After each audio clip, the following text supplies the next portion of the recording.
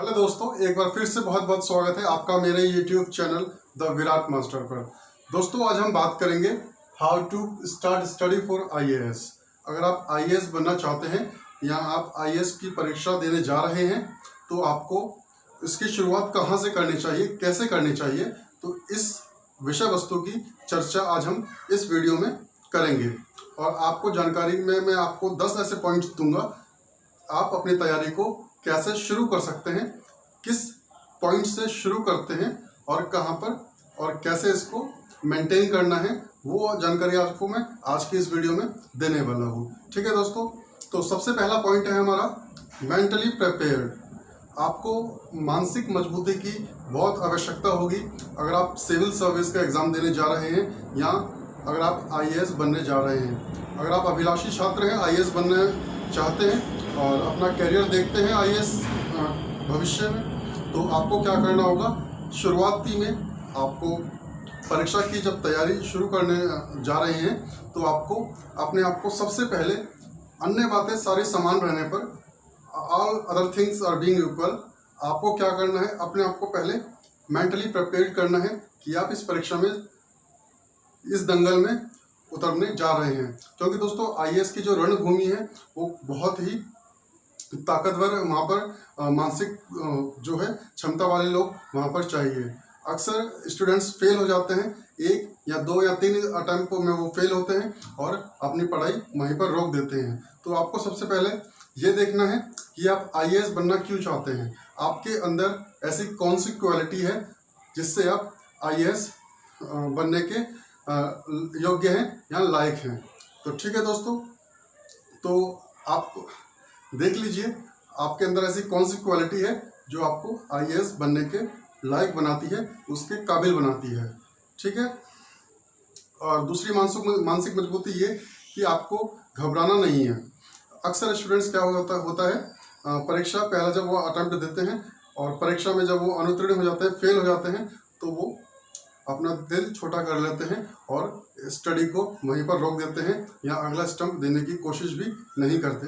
तो आपको ऐसा बिल्कुल नहीं करना है, आपको तैयार रहना है, आपको लेकर चलना है कि आपको अगर असफलता हाथ लगती है तो आप अपनी तैयारी बरकरार रखेंगे, उसको बीच में रोकेंगे नहीं। ठीक है दोस्तों, तो सबसे पहले आपको मेंटली प्रिपेयर्ड रहना है कि आने वाले भविष्य में मेरे पास इतना समय है। अपना टाइम स्लॉट रख लीजिए कि मेरे को इतने वर्ष के अंदर या अगले वर्ष में या फर्स्ट अटेम्प्ट में मेरे को IAS क्लियर करना है।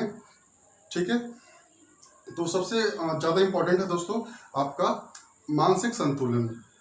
आपको अपने मानसिक संतुलन को, अपनी जो एकाग्रता है, कंसंट्रेशन है, वो बिल्कुल स्टडी के ऊपर रखनी है। और IAS का दोस्तों एक ऐसा क्षेत्र है जहाँ पर आपको जितना पढ़ लेंगे उतना आपके लिए कम होगा। ठीक है। तो सबसे पहले आपको अपना मानसिक मजबूती रखनी है कि आप IAS बनने जा रहे हैं और आपको उतार चढ़ाव देखने को मिलेंगे। ठीक है। तो दूसरा पॉइंट है दोस्तों हमारा चूज ऑप्शनल सब्जेक्ट। अब सबसे पहले आप तैयारी शुरू करने से पहले अपना ऑप्शनल सब्जेक्ट आप क्या रखने वाले हैं, आप उसको देख लीजिए, उसको तय कर लीजिए।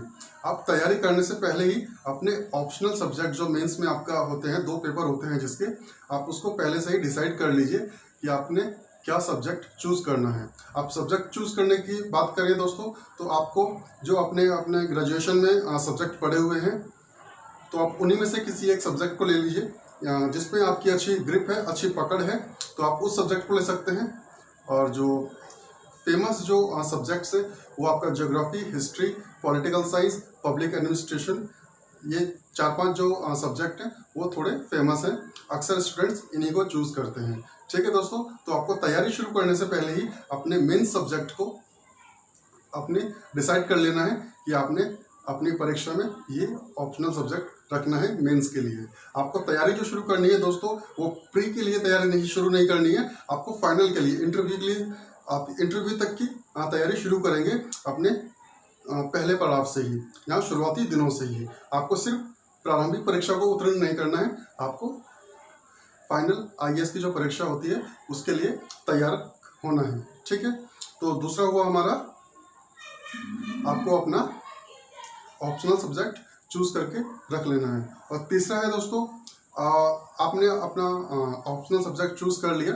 फॉर एग्जांपल अगर आपको पॉलिटिकल साइंस में ऑप्शनल रखना है तो वो आपका सेकंड स्टेप हो गया। तीसरे स्टेप में आप क्या करना है दोस्तों, आपको टाइम टेबल तैयार करना है। आपको अपना टाइम टेबल तैयार करना है अपने हिसाब से। आपको जब भी समय मिले आप कम से कम 8 घंटे दिन में ऐसे रखिए, 24 घंटे के अंदर 8 घंटे ऐसे रखिए जिसमें आप टाइम टेबल को फॉलो कर सकें, आप पढ़ाई कर सकें। आप भले ही 15 मिनट, 20 मिनट, आधा घंटा, जितना भी आपको हो सके आप एक टॉपिक को या एक सब्जेक्ट को लेकर के चलिए कि आपको दिन में आधा घंटा एक सब्जेक्ट पढ़ना है। अगले आधे घंटे या जब भी आपका जो टाइम टेबल है उसके हिसाब से आपको दूसरा सब्जेक्ट पढ़ना है। तो कोशिश कीजिए आप सारे सब्जेक्ट जो है अपने साथ में लेकर चलिए। ठीक है दोस्तों, तो सबसे इम्पॉर्टेंट है आपको टाइम टेबल के साथ पढ़ाई जो है शुरू करनी है अपनी। ठीक है, और तीसरा पॉइंट आता है दोस्तों हमारा सिलेबस। सिलेबस में दोस्तों क्या करना है, जहाँ भी आप स्टडी करते हैं आपके स्टडी टेबल पे या अगर आप अपने स्टडी रूम में आप जो प्री का, मेंस का जो सिलेबस है और जो आपके ऑप्शनल सब्जेक्ट का जो सिलेबस है आप उसको एक प्रिंट आउट लेके रख लीजिए, या आप पीडीएफ फाइल अपने फ़ोन में या लैपटॉप में या डेस्कटॉप में रख सकते हैं। वो आपको हैंडी होना चाहिए। मैं आपको सजेस्ट करूंगा कि आप उनका प्रिंट आउट निकलवा के रख लीजिए। तीनों सिलेबस का, आपका मेंस का, प्री का, मेंस का और ऑप्शनल सब्जेक्ट का आपको सिलेबस जो है स्टडी टेबल पे होना चाहिए, ताकि आप उसे समय समय पर देखते रहें और चीज़ें जो सिलेबस की हैं वो आपके दिमाग में धीरे धीरे बैठती रहें। जितना ज़्यादा आप सिलेबस को देखेंगे, उसके अकॉर्डिंग पढ़ाई करेंगे तो उतने ज़्यादा ही चीज़ें जो हैं आपके दिमाग में सेट होने लगेंगी। और जब भी आप कुछ नए टॉपिक देखेंगे तो ऑटोमेटिकली आप उस टॉपिक को जो सिलेबस का टॉपिक है उससे रिलेट करने लगेंगे और कोरिलेशन जो आपका होता है वो इसी तरीके से होता है। ठीक है दोस्तों, तो आपको क्या करना है, एक टाइम टेबल बना लेना है और उसके बाद सिलेबस को जो आपके सब्जेक्ट के सिलेबस हैं प्री के, मेंस के और ऑप्शनल के, वो आपको अपने स्टडी टेबल पे जरूर रखने हैं। आप प्रिंट आउट निकलवा के रख लीजिए। ठीक है दोस्तों, तो पांचवा है हमारा न्यूज़पेपर। न्यूज़पेपर में अगर आप दोस्तों शुरुआत कर रहे हैं आईएएस की परीक्षा की तैयारी के लिए, तो आपको जब आपका प्री का एग्ज़ाम होगा या मेंस का एग्ज़ाम होगा, कम से कम आपको 12 महीने पहले या 11 महीने पहले तक के आपको जो है न्यूज़पेपर अपने पास रखने हैं या आपको सब्सक्राइब कर लेना है। जो भी न्यूज़पेपर आप पढ़ सकते हैं या आपके क्षेत्र में आ सकता है। अगर आप इंग्लिश में स्टडी कर रहे हैं दोस्तों तो the Hindu, the economics times आप प्रेफर कर सकते हैं और उसके जो मुख्य खबरें हैं उनको पढ़ सकते हैं, देख सकते हैं। और अगर आप हिंदी मीडियम से तैयारी कर रहे हैं तो आपके लिए सबसे बेस्ट जो न्यूज़पेपर होगा वो होगा जनसत्ता। आप जनसत्ता आप बंधवा लीजिए, महीने में आपको कुछ चार्ज उसका पे करना होगा। आप प्रतिदिन जनसत्ता का अखबार आपके घर पे आएगा या द हिंदू का अखबार आएगा, इकोनॉमिक्स टाइम्स का आपके पास आएगा, तो आप वहाँ से स्टडी कर सकते हैं, वहाँ से नोट्स बना सकते हैं। करंट अफेयर्स की वहाँ से आपकी अच्छी खासी तैयारी हो जाएगी और ये जो तैयारी होगी वो आपके मेंस तक के लिए होगी। ठीक है दोस्तों, और छठा पॉइंट है हमारा दोस्तों एनसीईआरटी।